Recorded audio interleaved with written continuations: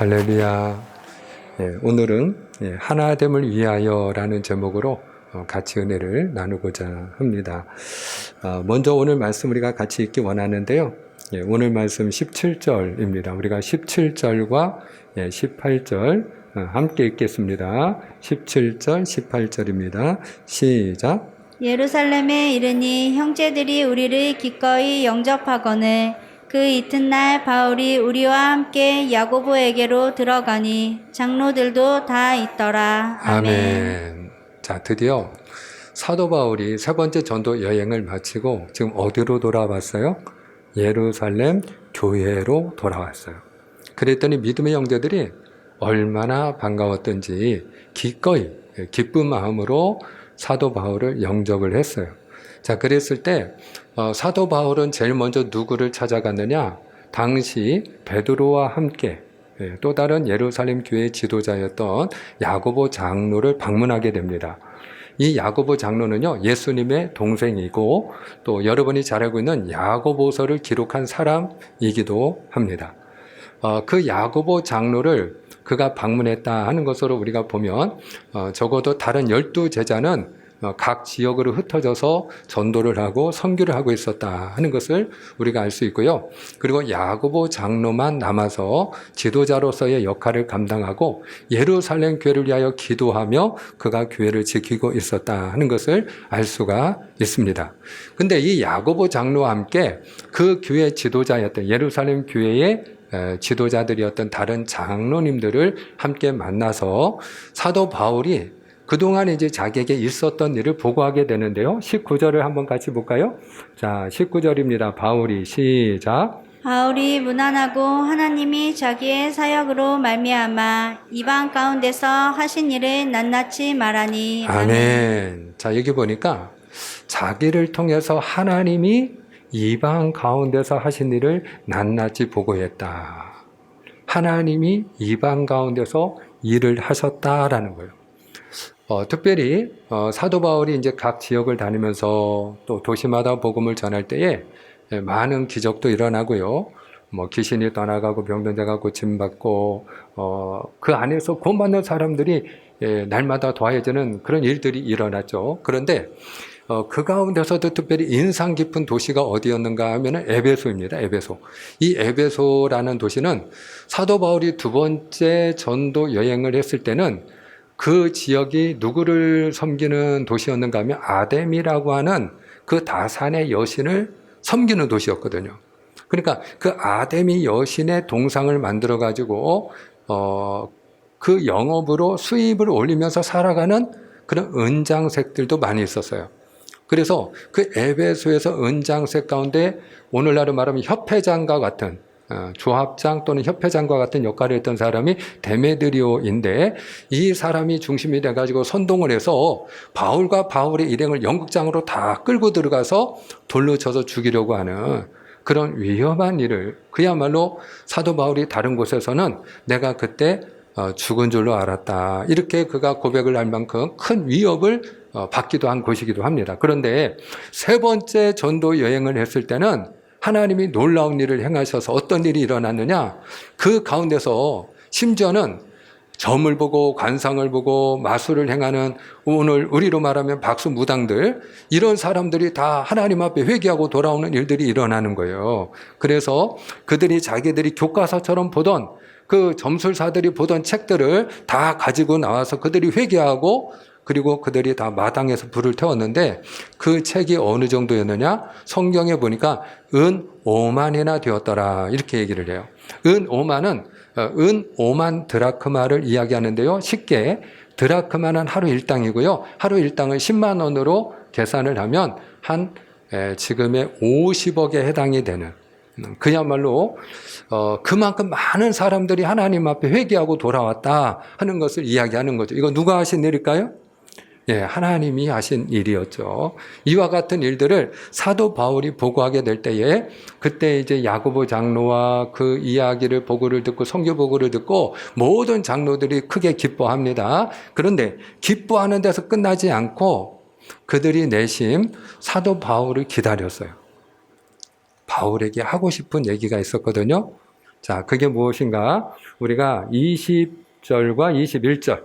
자, 20절, 21절 함께 읽습니다. 그들이 시작. 그들이 듣고 하나님께 영광을 돌리고 바울더러 이르되 형제여 그대도 보는 바에 유대인 중에 믿는 자 수만 명이 있으니 다 율법의 열성을 가진 자라.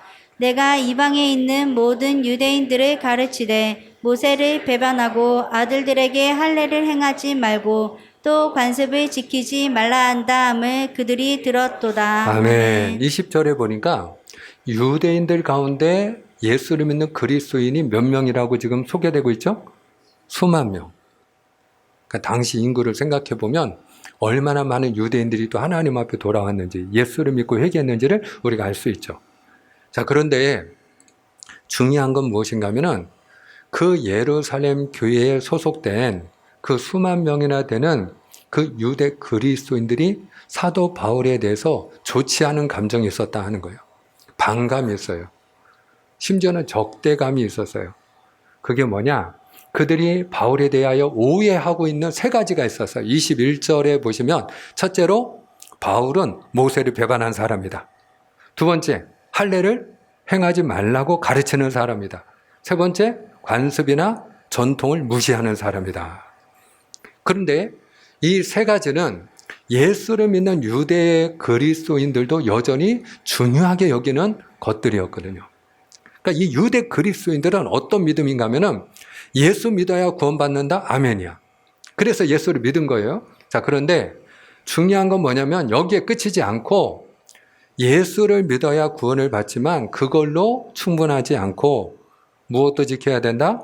모세의 법도 지켜야 되고, 여기서 모세의 법이라고 할 때는 여러분들이 십계명이나 율법만 생각하실 수 있는데 여기에는 뭐가 다 포함되느냐? 제사법. 여러분들이 아마 성경을 읽을 때 가장 읽기 어려워하는 곳이 아마 레위기일 겁니다. 예, 창세기, 출애굽기, 레위기. 예, 레위기는 제사에 대한 율법을 가르치는 거거든요. 제사를 이렇게 드려라. 이런 때는 이런 제사를 드려라. 그것이 이제 제사법인데 그런 제사법이 다 모세의 법에 포함이 되는 것이고요. 또 결례의식이라든지 이와 같은 모든 제사법과 의식법이 다 포함되는데 그거를 다 지켜야 된다. 그러니까 본인들이 예수 믿기 전에 유대교인으로서 지켰던 그런 제사법과 결례의식도 지켜야 구원을 받는다고 믿었고요. 거기에 그치지 않고 할례도 행해야 되고 그리고 전통도 관습도 잘 지켜야 그래야 우리가 구원을 받을 수 있다. 이렇게 유대 그리스도인들은 믿었던 것이에요. 그런데 사도 바울이 이방에 가서 복음을 전할 때 사도 바울이 전한 복음은 뭐냐? 주 예수를 믿으면 구원을 받습니다. 오직 예수예요. 오직 예수. 오직 믿음이에요. 오직 믿음. 한번 따라합니다. 오직 예수. 오직 믿음. 오직 예수님 한 분을 믿는 믿음으로 구원받는 줄로 믿는 분은 아멘입니다. 바로 그거예요. 그러니까 사도 바울은 율법이라고 할 때 바울도 물론 율법을 아주 철저하게 지키던 바리새인 중에 바리새인 아닙니까? 그가 가말리엘 학파의 사람으로서 누구보다도 율법에 열성이 있는 사람이 바울이거든요. 그 바울이 왜 율법을 무시했겠어요? 그런데 복음은 무엇입니까? 복음은 예수로 충분하다는 거예요. 아멘. 따라합시다. 예수로 충분합니다. 할렐루야. 그러니까 우리가 예수를 믿어야 구원받지만 모세의 법도 지켜야 되고 할례도 행해야 되고 관습이나 전통도 지켜야 구원을 받는다는 얘기는 예수로 충분하다는 거예요. 충분치 않다는 거예요. 그건 충분하지 않다는 얘기거든요. 예수만 믿어서 되는 게 아니라는 얘기거든요. 그래서 우리가 꼭 기억하셔야 될 게 있는데 구원을 받는 것은 오직 믿음으로만 받는 줄로 믿으시면 아멘입니다. 따라하시 바랍니다. 믿음이 전부입니다. 할렐루야. 오직 하나님은 우리에게서 무엇을 찾으신다? 믿음을 찾으시는 거예요. 그래서 사도 바울이 율법을 지켜야 하지만 율법을 지킨다고 구원받는 거 아니고 할례를 행하고 싶으면 우리가 그것을 통해서 선민 의식을 갖는 것도 좋지만 할례를 행한다고 구원을 받는 것도 아니고 관습이나 전통도 아름다운 것은 지키면 좋은 것이지만 그 전통을 지킨다고 구원받는 것이 아니라 오직 주 예수를 믿는 믿음으로 구원을 받습니다. 그리고 복음을 전했단 말이에요. 그런데 이것이 유대 그리스도인들은 거슬렸어요. 유대 그리스도인들은 그래도 하는 마음이 있었어요. 자, 그래서 그들이 그 바울에 대한 반감을 가지고 바울과 갈등이 있는 것을 누가 잘 알고 있느냐?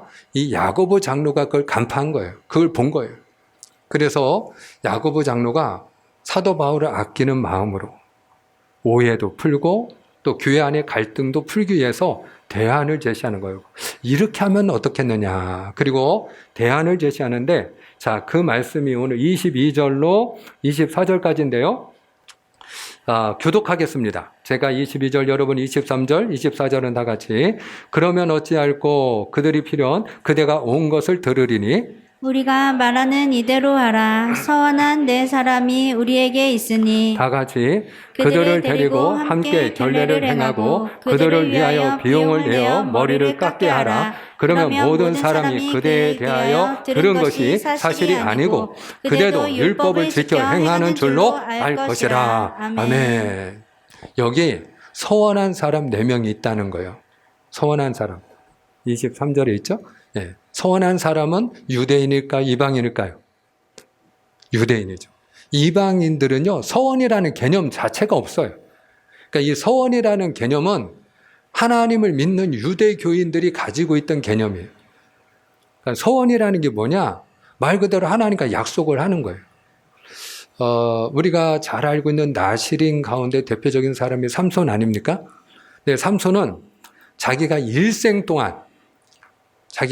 동안 하나님 앞에서 입에 포도주를 대지 아니하고 머리에 삭도를 대지 아니하고 머리에 손을 대지 않고 제가 일생 동안 하나님 앞에 헌신하겠습니다. 이렇게 서원한 사람이 삼손이었어요. 그러니까 다른 사람들도 서원을 했는데 일생 동안 나 자신을 하나님 앞에 온전히 드려 헌신하고 하나님 앞에 구별된 삶을 살겠다고 서원하는 사람도 있고, 그리고 대부분의 사람들은 예를 들어서 늘 우리가 바쁘게 살지만 금년 한 해는 내가 하나님 앞에서 이번 1년 365일 내가 하나님 앞에 구별된 삶을 살겠습니다. 입에 내가 술, 담배 끊고 그리고 또 내가 이 머리도 손대지 않고 그렇게 하나님 앞에서 내가 구별된 삶을 살겠습니다. 그런 사람들도 많이 있었다 이 말이에요. 그러면 그 이제 짧은 기간일 수도 있고 그 기간이 조금 더 길 수도 있고 그건 이제 본인이 하나님 앞에 서원하기 나름인데요. 그러면 서원하는 사람들이 머리에 손을 대지 않은 이유가 뭐냐? 우리가 유대인들의 전통과 우리나라 전통이 좀 비슷합니다. 우리가 조선시대에는 머리를 깎았어요? 안 깎았어요? 남자도 여자도 머리를 깎지 않았어요. 여자들도 머리를 이렇게 돌돌 말아 올려가지고 비녀로다가 쪽진 머리를 하고 남자들도 머리를 빗어 올려가지고 정수리에서 틀어가지고 상투를 했죠. 머리에 손을 대지 않은 이유가 뭐죠? 신체 발부 수지 보무라 해가지고 뭔가 머리털과 이 우리의 피부와 살까지도 다 누구의 것이라는 거예요. 부모님의 것이라는 거예요. 다 부모한테 받은 몸이니까 우리가 이 몸을 아끼고 그리고 손도 대지 않아야 된다. 그리고 머리를 깎지 않았단 말이에요. 근데 여러분이 서원할 때 머리를 깎지 않는 이유를 그렇게 이해하시면 금방 이해가 돼요. 왜? 왜 머리를 안 깎았어요? 서원하는 사람들이 머리를 깎지 않는 이유가 뭐라고요? 그것은 내가 하나님의 것입니다 하는 고백이에요. 할렐루야. 내가 하나님의 것입니다. 한번 고백합시다. 내가 하나님의 것입니다. 아멘. 예, 그것을 본인이 말하자면 기간을 정해놓고 내가 하나님의 것임을 늘 기억하면서 입에 포도주도 되지 않고 머리에 손도 대지 않고 그렇게 내가 하나님의 뜻대로 거룩한 삶을 살겠습니다. 그리고 서원을 해요. 근데 그들이 결례 의식을 행하게 되는데 그리고 제사도 드리게 되는데 우리가 상식적으로는 그들이 서원을 할 때 서원을 시작하면서 결례 의식도 행하고 제사도 드릴 것 같은데 그게 아니고요. 모세의 법에 의하면 서원 기간이 끝날 때예요. 자기가 1년 동안 서원했으면 그 1년 동안 그 서원을 내가 잘 지켰어. 그러면 하나님 앞에 어린 양을 잡아가지고 속죄제도 드리고요. 감사하는 마음을 담아서 화목제도 드리고요. 그들이 제사를 드릴 뿐만 아니라 그렇게 결례의 기간, 자기를 정결케 하는 기간을 7일 동안 갖고요. 그리고 나서 8일째 그 결례의 기간이 끝나면 그들이 머리를 깎았어요. 그 머리를 깎았다는 것은 서원을 했다는 뜻이 아니고 서원이 끝났다 이 말이에요. 예. 근데 그와 같이 결례 의식을 행할 사람이 지금 몇 명이 있다? 4명이 있다. 그들이 그와 같이 하나님 앞에 제사도 드리고 머리도 깎기를 원하는 사람이 지금 4명이 있어. 근데 이 사람들이 유대교인이에요? 그리스도인이에요? 그리스도인이야. 그러면 우리 같으면 서원을 하면 우리가 짐승의 피를 잡아가지고, 짐승을 잡아가지고 그 피를 흘려서 제사를 드려야 안 드려? 우리는 안 드리잖아. 우리는 그렇게 머리를, 서원했다고 해가지고 머리를 기르거나 손도 안 대고 그러진 않잖아요. 그냥 믿음으로 하나님 앞에 서원하면 약속을 지키면 되는 줄 믿습니다. 그러니까 사도 바울 입장에서는 그와 같은 결례의식을 행할 필요가 있다 없다? 없는 거예요. 바울이 알고 있는 복음과 지식과 믿음에 의하면 그렇게 행할 필요가 없어. 이제는. 자, 그런데 여러분, 사도 바울이 어떻게 했는가? 26절. 자, 이와 같은 제안을 받았을 때 그것은 믿음의 생각이 아닙니다. 라든지 아니면 하고 싶은 사람은 하더라도 나에게 강요는 하지 마십시오. 라든지 자기의 생각을 이야기할 수 있지만 바울은 그렇게 하지 않았어요. 자, 바울이 어떻게 했는가? 우리가 26절 중요합니다. 함께 했습니다. 바울이 시작. 바울이 이 사람들을 데리고 이튿날 그들과 함께 결례를 행하고 성전에 들어가서 각 사람을 위하여 제사 드릴 때까지의 결례 기간이 만기된 것을 신고하니라. 아멘. 그 다음 날 바로 그 제안을 받자마자 사도 바울은 알겠습니다. 그리고 그 이튿날 바로 하나님의 성전, 예루살렘 성전이에요. 여러분들이 여기서 혼동하면 안 되는 게 있어요. 그게 무엇인가 하면은 예루살렘 성전과 예루살렘 교회는 같다 다르다. 다시 물어. 이건 대답을 하세요. 예루살렘 성전과 여기 지금 사도 바울이 들어간 예루살렘 성전과 예루살렘 교회는 같다 다르다. 자신이 좀 없으신 것 같으네. 다릅니다. 여러분, 예루살렘 성전은 어떤 곳이죠? 어린 양을 잡아 제사를 드리는 곳이 예루살렘 성전이에요. 예루살렘 성전은 누가 들어가는 곳이에요? 유대 교인들이 들어가는 곳이에요. 거기는 유대인만 들어갈 수 있어요. 이방인은 들어간다, 못 들어간다. 이방인은 못 들어가요. 근데 예루살렘 교회는 모여서 어린 양을 잡아 피를 흘리고 제사를 드려요, 안 드려요? 안 드려요. 예수님의 제자들을 중심으로 예수님이 부활하신 걸 믿고 부활신앙을 가지고 그리고 함께 모였던 그들은 은밀하게 모였어요. 그 많은 사람들이 다 점조직처럼 은밀하게 모여서 그들이 하나님을 예배했어요. 예루살렘 성전 같은 큰 교회 건물을 가지고 있지 않았다는 걸 기억하셔야 돼요. 그런데 지금 사도 바울이 예루살렘 교회를 들어간 거예요. 예루살렘 성전으로 들어간 거예요. 예루살렘 성전으로 들어간 거예요. 우리가 다음 시간에 보면 아시겠지만 사도 바울이 예루살렘 성전에서 제사를 드리고 나오다가 붙들려서 체포를 돼요. 체포를 당해요. 이방인하고 같이 왔다고 이래가지고. 그러니까 그 바울과 함께 있는 사람이 이방인이냐 아니냐 진실은 중요하지 않아요. 유대인들의 마음속에 바울에 대한 적대감이 있기 때문에 예루살렘 성전에 들어와서 그리스도인이 제사를 드리는 걸 보고 말하자면 바울에 대하여 평소에 공격적이었던 사람들이 바울을 체포한 거예요. 그러니까 지금 바울이 들어간 곳은 예루살렘 성전이에요.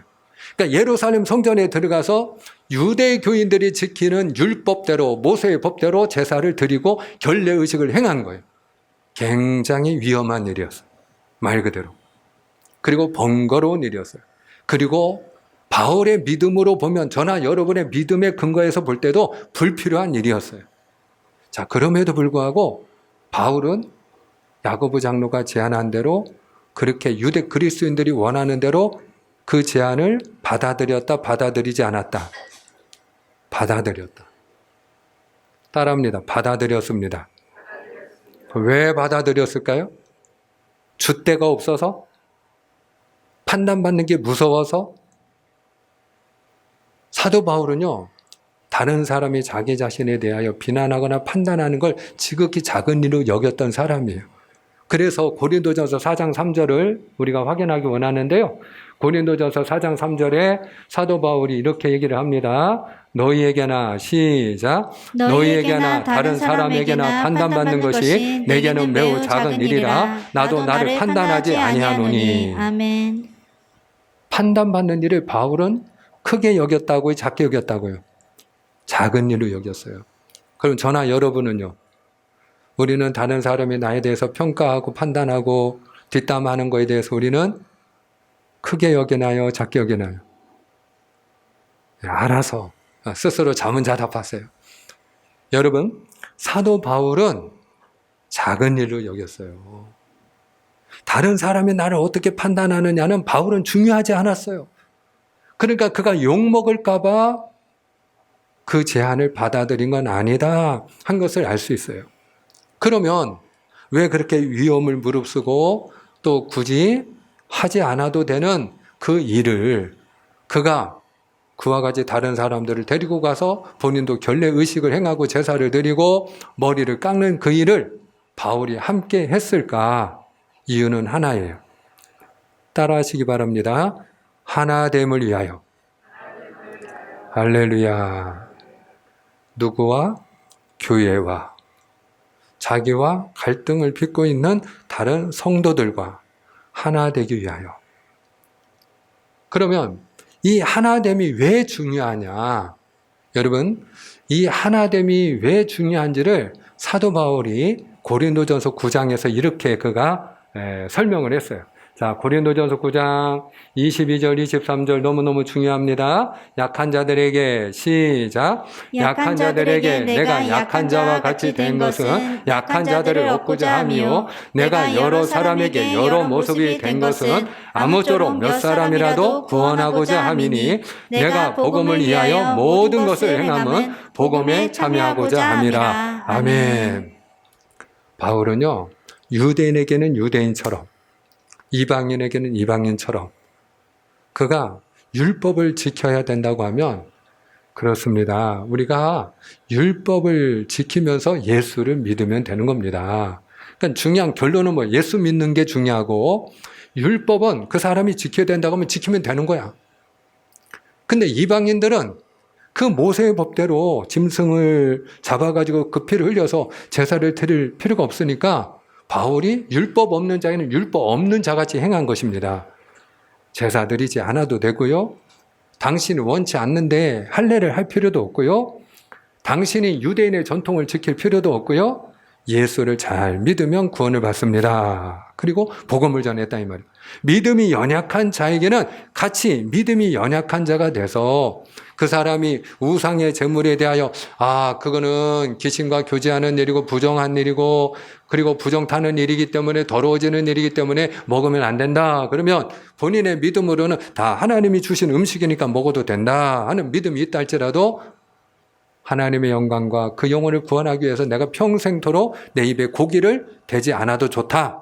이것이 바울의 믿음이었다 이 말이에요. 그러면 사도 바울이 이와 같이 모든 사람에게 모든 모습으로 화목을 도모하고 하나됨을 추구했던 이유가 무엇이라고요? 오늘 분명히 사도 바울이 이야기하죠. 아무쪼록 몇 사람이라도 구원하기 위하여. 할렐루야. 복음을 위하여. 할렐루야. 따라합니다. 복음을 위하여. 영혼 구원을 위하여. 할렐루야. 복음을 위하여.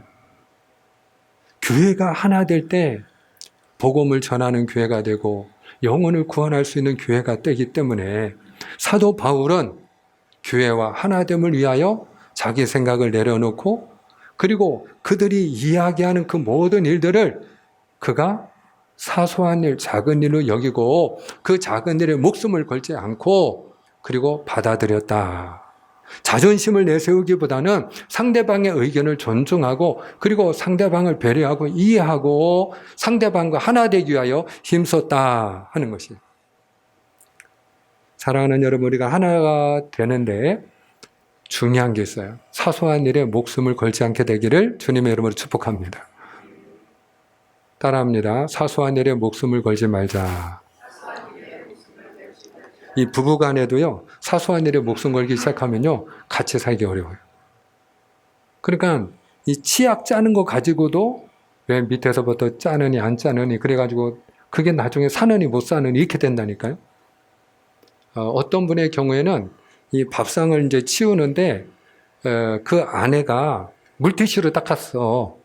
그러니까 남자가 아이 그 왜 물티슈로 닦냐 아깝게 그냥 행주로 닦지. 그러니까 여자가 화가 난 거예요. 아니 내가 물티슈로 닦도 뭘로 닦으면 되는 거지 내가 그래 휴지만 또 못하냐?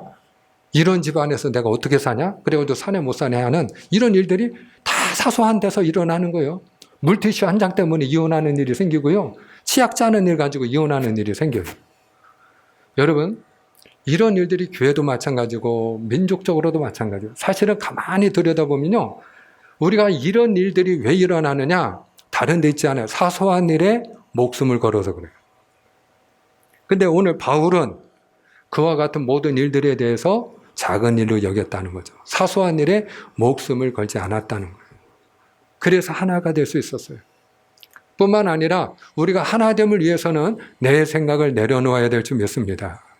내 생각을 내려놓고 상대방의 의견을 듣는 게 중요한 거예요. 어떻게 우리가 생각이 다 같을 수 있겠어요? 부부간에도 어떻게 생각이 항상 같은가요? 뭐 10년 지나면 같아지고 나중에 한 40년 살면 같아지나요? 그렇지 않던데요. 여러분 1년을 살든 10년을 살든 50년이 아니라 그 이상을 같이 살아도요. 생각은 서로 다르더라고요. 자기 생각이 다 있는 법이에요.